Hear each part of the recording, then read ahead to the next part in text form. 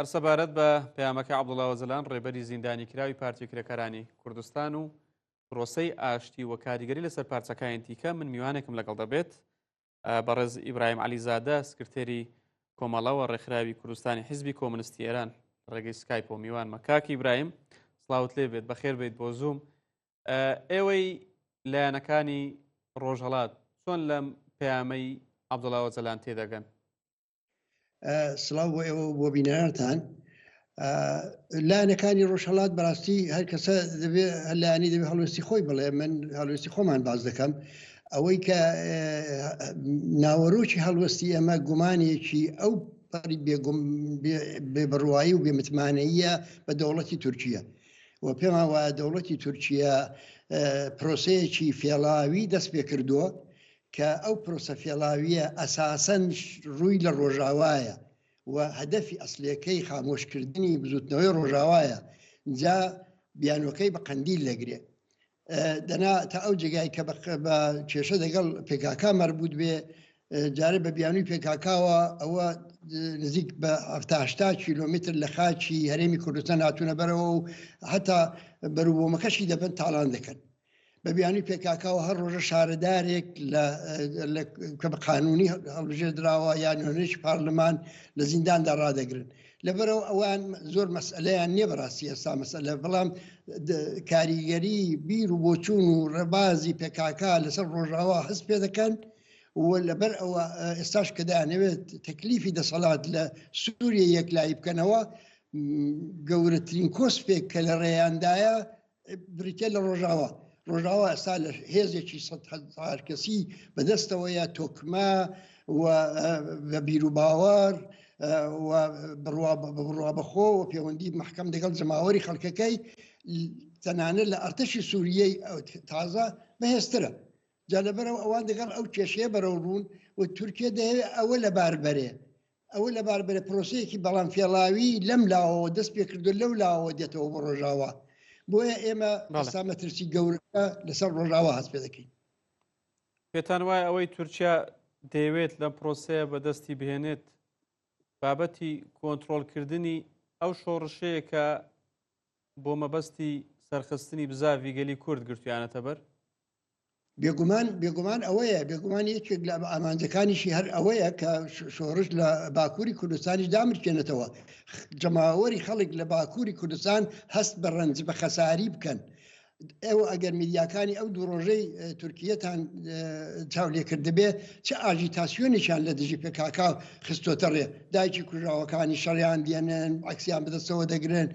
یعنی کۆڵەترین نیشانەیەک لە بەدەنگەوە هاتنی دەوڵەتی تورکیا بۆ ئەو نیازپاشەی کە لەو لاوە نیشاندراوە نابیندرێت. لەبەرەوە ئێمە سەر تاپای ئەو پرۆسەیە بە پیلانێکی تاقیکراوە دەزانین. وایە کە دەوڵەتی تورکیا هەموو لایەکمان دەبێت هەوڵ بدەین دەوڵەتی تورکیا لەم پیلانەیدا سەرکەوتوو نەبێت. باشە، ئەندامێکی پەرلەمانی تورکیا لە فراکسیۆنی دەمپارتی قسەی کردووە، دەڵێت عەبدوڵڵا ئۆزەلان ینی لە پەیامەکەیدا بە جوانی شیکاری بۆ بابەت دۆخی نێوخۆی تورکیا و ئێران کردووە. دەڵێت دەبێت خۆیان بگۆڕن و دۆخێکی چاوەڕوان نەکراو لەو دوو وڵاتەدا ڕوودەدات. ئەنی پێتان وایە دۆخێکەیە لە تورکیا و لە ئێران ڕوودەدات و دۆخێکی چاوەڕوان کراوە؟ تاوجگای پە ئێران مربوط بە ئێمە لە دەموچاوی ئەو ڕژیمەی ئێستا لە سەرکارە هیچ ڕووناکاییەک نابینین بۆ ئەوەی کە گویا دۆخێکی دیاریکراو بە نسبەت بەرژەوەندیەکانی گەلی کورد تێدا بێتەکایەوە. سەبارەت بە تورکیا خۆب ئەوەیە کە دەیبینین ئەوەی کە لە زیندانی ئەمرالیەوە چ پەیامێک هاتوۆتە دەرێ ئەوە زۆر گرنگ نییە، چونکە ئەو پەیامە ڕێک ئەوەیە کە دەوڵەتی تورکیا دەیەوێت دەوڵەتی تورکیا دەیەوێت پێکاکا چەکدا بنێ، پێکاکا هەڵوەشێتەوە، ئەوەی کە بە شەڕ دەیەویست ئێستا دەیەوێت بە ئیستیلا بە زمانی خۆشبی بیان سلمێنێت. بۆیە پەکەکەش مەرجی هەیە، خۆ دەزانی کاکی ئیبراهیم. ئێمە هیچ ڕخنەیەکمان لە بەڕێز عەبدوڵڵا ئۆزەلان نییە بۆ پەیامە، چونکە ئەو پەیامە ڕێک پەیامێکە کە لە فیلتێری میتەوە هاتوۆتە دەرێ. بەڵام پەکەکەش مەرجی هەیە، خۆ لە پەیامەکەی دوێنێکە وەڵامی پەیامەکە عەبدوڵڵا ئۆزەلانیاندایەوە و ئامادەن ئاگربەستی تاکلایەنە ڕابگەن، بەڵام مەرجیشیان هەیە. بۆ نمونە دەڵێن کۆنگرێ هەڵوەشانەوەی پەکەکە دەوێت بە سەرۆکایەتی عەبدوڵڵا ئۆجەلان بێت کەواتە دەبێت عەبدوڵڵا ئۆجەلان ئازاد بکرێت اینجا کۆنگرەکە ببەسترێت. طبعا خۆ ئەوە باشە ینی ئەو هەڵوێستە باشە کە تەسلیمی داخوازەکانی دەوڵەتی تورکیا نەبن، بەڵام دەوێت هۆشیان بێ بەوەی کە ئەم جۆرە هەڵوێستانە ورەی جەماوەریش دانەبەزێنێ، ینی جەماوەر هەست بەوە نەکا کە هەموو شتێک تەواو بووە، لەبەرەوە دەبێت زۆر بە وازحی زۆر بە شەفافی بڵێن کە تا دەوڵەتی تورکیا هەنگاوی ئەرێنی هەڵنێنێتەوە نێتە پێشەوە ئێمە واز لە خەباتی خۆمان ناین، چونکە ئەو مەسئلەیە ینی ئەو جۆرە لێدوانانە ورەی ڕیزەکان دادەبەزێنێ، ورەی خەڵک دادەبەزێنێ. ئەو ڕۆژەی کە ئەو پەیامە لە مەیدانی ئامێدیا خوێندرا و خەڵی گوێی لێبوو، ینی ئاخێک لەسەر لە ناخی دڵی هەزاران کەسەوە هەستا بۆ هەزاران کەس بۆ میلیۆنها کەس لە هەموو پارچەکانی کوردستان وەکو شۆک وا بوو. کاک ئیبراهیم بە نەزەری جەنابەت دەکرا پەیامەکە بە شێوازێکی دیکە بێت یان پێشتر ڕێکاری دیکە گیرابایە بەر بۆ نمونە مەبەستەوەیە عەبدوڵڵا ئۆجەلان خۆی ئازاد کرابایە، ئازادبوونی عەبدوڵڵا ئۆجەلان دەستپێکی پرۆسەکە بووە؟ هیچ زیندانیەک لە زیندان ئەو ئیرانی نییە کە خۆی ڕێی و ئازادی خۆی دەبڕێ بۆیە زیندانیە.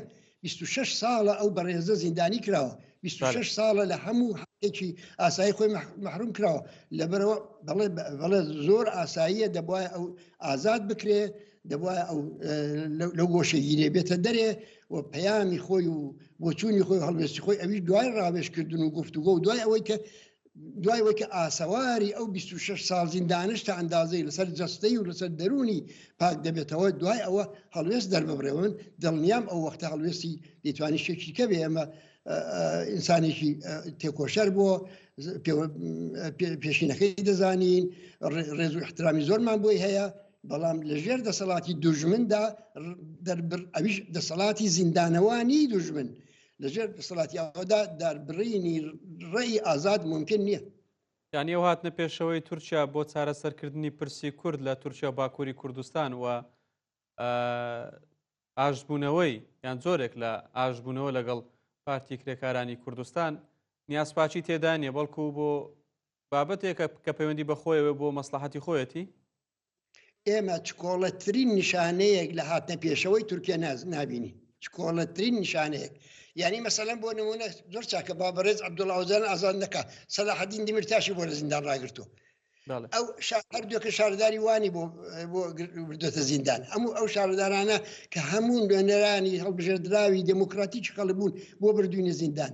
ئەگەر کەسێک بتوانێت چکۆڵەترین نیشانەیەک بە من نیشان بدا کە دەوڵەتی تورکیا هاتوۆتە پێشە لەو قەزیە، بەڵێ دەڵێن ئەو ئەنگاوی دەبێت چاوەڕوامی بزانین دێتە پێشیان نا، بەڵام پێش ئەوەی کە ئەو بێتە پێشی ئاخر ئەگەر دانوستان ڕێوشێنی خۆی هەیە، دانوستان شەرت و شروتی خۆی هەیە، دەبێت نیازپاچی هەردوو لا معلوم بێت، لای نیشانی داوە، بەڵام لایەکەی دیکە هیچی نیشان نەداوە. ئێمە پێمان وایە دانوستان باشە، ڕەوایە و دەگەڵ فاسیدترین و سەرسەختترین دوژمنیش بنیادم دەتوانێت لە ڕێی دانوستان کار بکا و ئەوە بەشێک لە خەباتەکەی بێت.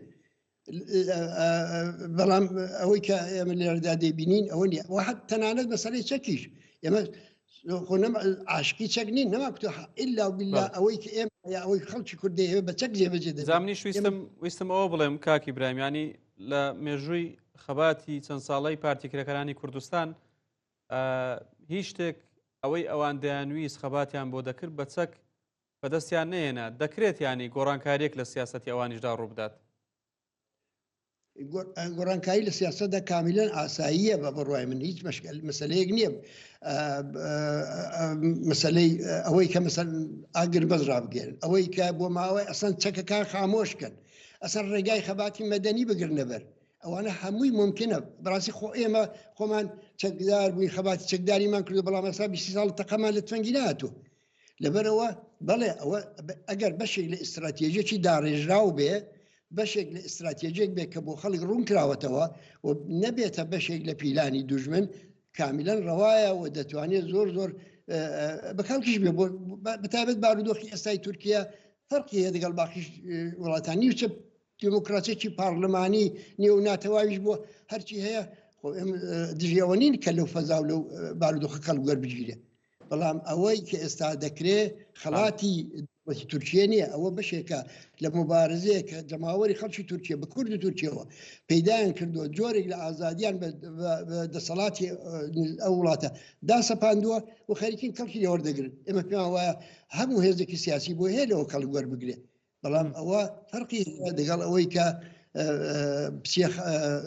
لە مەیدانی دوژمندا کایە بکەیت بۆ بەڕێوەبردننی پرۆژەکەی خۆت. بەرز ئیبراهیم عەلیزادە زۆر زۆر سوپاس. زۆر سپاس بۆ